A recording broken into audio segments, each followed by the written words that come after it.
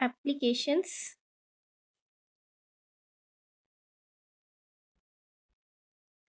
of Gauss law.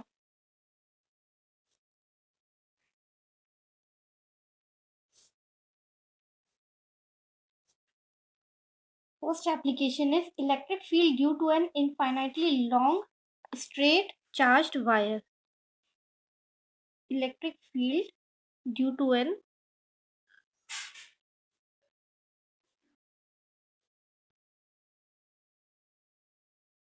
infinitely long straight charged wire.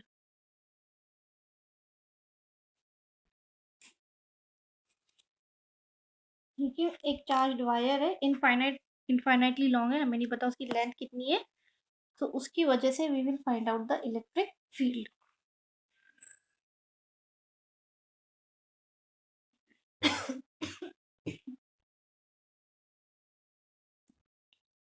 चलो now consider this is the charged wire.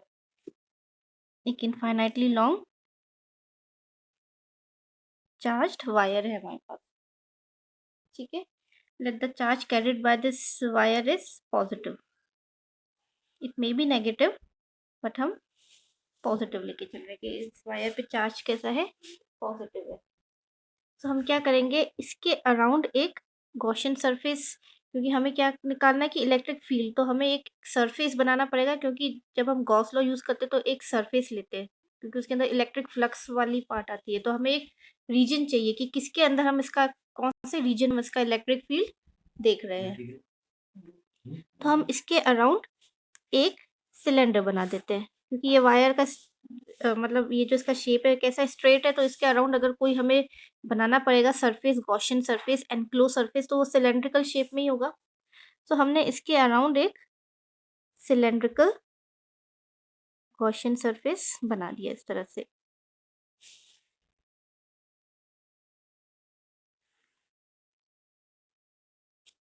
ठीक है, अब इस पे हम इलेक्ट्रिक फील्ड निकालेंगे. सबसे पहले हम क्या मान ले कि द लेंथ, इसकी लेंथ हम ले लेते हैं, let the length of this Gaussian surface cylinder is L. ठीक है, और इसका जो रेडियस है यहाँ से लेके ये जो पार्ट है, let this is B R. ठीक है, length is L and radius is R. इसके तीन रीजन्स हम ले लेते हैं. तीन रीजन्स कौन कौन से होंगे, एक तो ये सर्कुलर रीजन S1, दूसरा सर्कुलर रीजन S2, और ये जो कर्व्ड वाला सरफेस है दैट इज S3.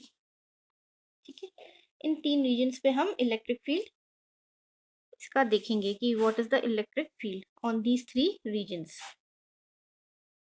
तो सबसे पहले हम क्या करेंगे, ये जो फर्स्ट है S1, इसका एक नाउ कंसीडर कि इसका हमने एक छोटा सा पार्ट ले लिया, इतना सा. ठीक है ना, इस सर्कुलर का भी हमने एक छोटा सा पार्ट ले लिया, उस पे इलेक्ट्रिक फील्ड देखेंगे, क्योंकि ये पॉजिटिव चार्ज है, so electric field will be radially outwards. तो इस पॉइंट पे इलेक्ट्रिक फील्ड कैसा होगा, because of this positive charge, ये जो कंटिन्यूस चार्ज डिस्ट्रीब्यूशन है स्ट्रेट वायर का, इसकी वजह से इलेक्ट्रिक फील्ड कैसा होगा, इस पे से बाहर की तरफ रेडियली आउटवर्ड. सो ये जो छोटा सा एरिया हमने लिया, इसके लिए electric field is radially outwards. और ये जो एरिया है इसके अगर मैं परपेंडिकुलर करूं, ठीक है, that will be the ds1, that is the area vector. ये जो छोटा हमने ds लिया था एरिया, इसका एरिया वेक्टर कैसे, जैसे ऐसे ही मान लो, जैसे ये छोटा सा कोई सर्कल हो यहाँ पर, ठीक है, यहाँ पर ये ऐसे वायर रखी हुई है, ये ऐसे वायर रखी हुई है और ये छोटा सा सर्कल है. तो इलेक्ट्रिक फील्ड वायर की वजह से तो कैसा हो जाएगा, रेडियली आउटवर्ड. और ये जो सर्कल है उसका इलेक्ट्रिक फील्ड कैसा होगा, परपेंडिकुलर टू दिस एरिया. तो वही है, ये रहा electric field and area vector is perpendicular to this small area ds. ठीक है, दूसरा लेते हैं, यहाँ पर ये S2 था, यहाँ पे भी एक छोटा सा एरिया हमने ले लिया. ठीक है, इलेक्ट्रिक फील्ड वही, क्योंकि ये पॉजिटिव चार्ज है, so the direction of electric field is radially outwards and ds is perpendicular to this. ये जो एरिया था छोटा सा, तो ये जो ऊपर वाला एरिया ऐसे होगा, अगर सिलेंडर बना है तो इस तरह से बनेगा। जैसे ये मान लो ये सिलेंडर है, ये ऊपर वाला एरिया है इसका, तो इसके एरिया के परपेंडिकुलर हमने ड्रॉ किया, और ये जो नीचे वाला एरिया है उसके परपेंडिकुलर हम ड्रॉ करेंगे। तो यहाँ पर कैसा हो जाएगा, डीएस का डायरेक्शन डाउनवर्ड्स। सो ये हो गया DS2। थर्ड, ये जो कर्व्ड पार्ट है, इस पे हम छोटा सा एरिया ले लेंगे, छोटा सा एक रीजन ले लिया हमने, DS3। ठीक है ना। ये कर्व्ड पार्ट कैसा है, इस तरह से, ये देखो, ये जो इसका ये कर्व्ड पार्ट है। ठीक है। तो अगर इसके परपेंडिकुलर, ये कर्व्ड पार्ट के परपेंडिकुलर ड्रॉ करना है तो ऐसे ही ड्रॉ करूंगी। ठीक है। तो यहाँ पर इलेक्ट्रिक फील्ड का डायरेक्शन तो ये था ई, और डीएस जो था, ये जो स्मॉल एरिया था डीएस, इसका डायरेक्शन भी क्या हो जाएगा, इसी तरह से, क्योंकि ये कर्व पार्ट है। ठीक है। तो area vector will be perpendicular to the area. चलो अभी हम इस पे इलेक्ट्रिक फील्ड निकालते हैं तीनों रीजन्स पे। जो हमने 3 रीजन्स लिए ना, 1 2 3, इन सब पे हम इलेक्ट्रिक फील्ड फाइंड आउट करते हैं। तो इलेक्ट्रिक फील्ड निकालने से पहले हम इनका सबका इलेक्ट्रिक फ्लक्स देखते हैं, क्योंकि हमें गॉस लॉ अप्लाई करना है, तो पहले हमें इलेक्ट्रिक फ्लक्स चाहिए। तो फर्स्ट रीजन का हो जाएगा φ1। φ1 is equal to integration surface 1 E dot DS1। ठीक है। अब यहाँ पर देखो, डॉट प्रोडक्ट क्या होता है, angle between E and DS, दोनों एंगल कैसा है, 90 डिग्री। उसको पहले इलेबोरेट कर लेते हैं, एक्सपेंड कर लेते हैं। EDS1 cos 90 degrees. ठीक है ना, दोनों के बीच में 90 डिग्रीज है, तो φ1 तो हो गया 0। φ2 S2 E dot DS2 S2, यहाँ पे भी क्या है, 90 डिग्रीज, तो EDS2 cos 90 degrees, that is equal to 0. Next is φ3 S3 E DS3 dot S3 E DS3। देखो दोनों पैरेलल है यहाँ पर, तो cos 0 डिग्रीज, सो ये कितना आ जाएगा, EDS3। ठीक है। अब अगर इसका इंटीग्रेशन करेंगे DS3 का, तो ये पूरा, ये जो कर्व्ड सरफेस है ये पूरा आ जाएगा। ये जो ऐसे, अगर ये सिलेंडर है, इसका पूरा कर्व्ड सरफेस आ जाएगा। तो इसको किस तरह से लिखेंगे, φ3, क्योंकि E तो इंटीग्रेशन से बाहर आ जाएगा, कांस्टेंट है, तो इंटीग्रेशन किसका होगा, सिर्फ DS3 का ओवर द सरफेस। ठीक है। तो इसका पूरा का आएगा, तो इस पूरे का अगर हम कर्व्ड सरफेस लेते हैं, तो कर्व्ड सरफेस एरिया होता है 2πRL। फिर R इज दिस, ये जो इसकी रेडियस हमने R ली थी, ये हमने डिस्टेंस कितना लिया था, R लिया था। ठीक है ना, ये रेडियस, सिलेंडर का रेडियस R लिया था। तो इंटीग्रेशन ऑफ DS3 पूरा कर्व्ड सरफेस का area, that is 2πRL। L is the length of the cylinder, तो E इंटू 2πRL। ठीक है। तो टोटल आउटवर्ड फ्लक्स हम देखेंगे पहले। तो टोटल आउटवर्ड फ्लक्स की, सिलेंडर से जो फ्लक्स बाहर की तरफ आ रहा है, total outward flux is φ1 plus φ2 plus φ3। φ1 और φ2 तो 0 है, तो टोटल कितना आ जाएगा, E 2πRL। Late it be equation number 1। ठीक है।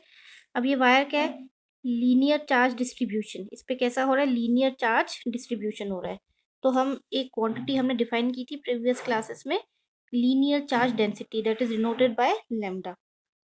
सो एक क्वांटिटी हम डिफाइन करेंगे, that is Q is equal to lambda L।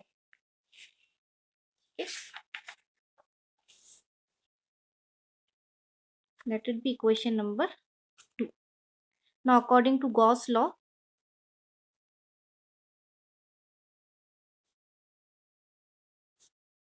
Phi is equal to Q by epsilon naught. ठीक है। तो यहाँ पर हम फाई की वैल्यू है हमारे पास, Q की वैल्यू है, we will substitute here, that is E 2πRL is equal to Q है lambda L, upon epsilon naught. अब एल और एल डिवाइड हो जाएंगे। क्वेश्चन नंबर यहाँ पे ले लेते 3, और यहाँ से हमारे पास अगर ई चाहिए तो ये 2 पाई आर पूरा इधर डिनोमिनेटर में आ जाएगा। So E is equal to lambda upon 2 pi R epsilon not.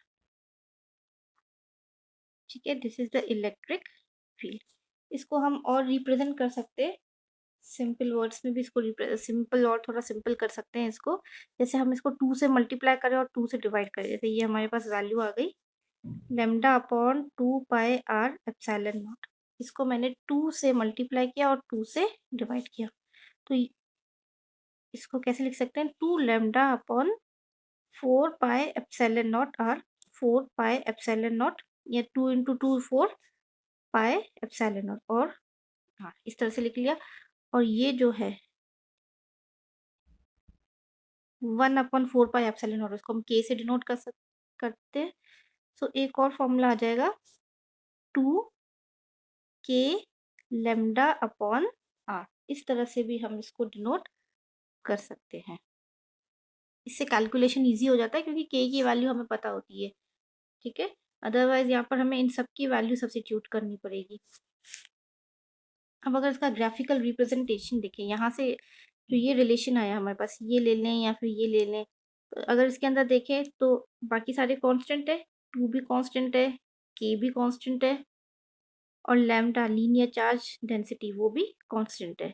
Variable क्या है, आर। आर कैसे वेरिएबल होगा, जैसे हमने ये वाला सिलेंडर लिया, हो सकता है मैं थोड़ा सा ब्रॉड ले लूँ, हो सकता है मैं थोड़ा सा थिन सिलेंडर ले लूँ।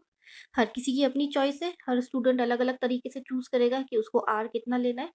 ठीक है, तो R is a variable quantity, so E is inversely proportional to R. अगर इसको हम ग्राफिकली रिप्रेजेंट करें, इनवर्स रिलेशनशिप आ रहा है